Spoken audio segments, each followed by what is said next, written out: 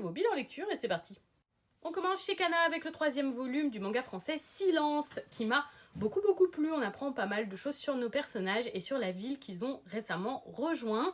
On sent que les habitants ne sont pas aussi sympathiques qu'ils en ont l'air et j'ai très hâte de découvrir ce qu'il va se passer pour eux à Hautfort. C'était vraiment un tome qui se lit tout seul et qui était palpitant. On va chez Vega Dupuis avec le 1er volume de Magical Quadra, un quadragénaire qui est Magical Girl et bien plus puissant que la plupart des Magical Girls qui existent. Franchement, j'avais peur que l'humour de ce titre soit un peu lourd, mais non, j'ai été plutôt réceptive et c'est plus un humour de situation que des blagues un peu lourdes.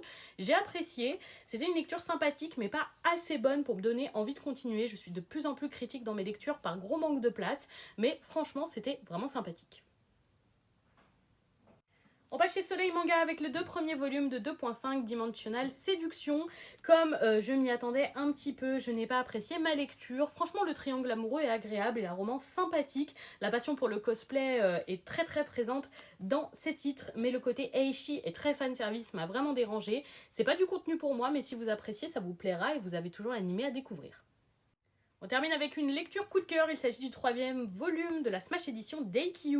Le combat contre Aoba Josai était absolument palpitant, même si j'ai déjà vu en animé, j'ai tourné les pages à une vitesse folle. La lecture était incroyable, j'ai passé un super moment et je suis toujours aussi fan d'Eikyu. Et voilà pour ce bilan, avez-vous lu ces titres ?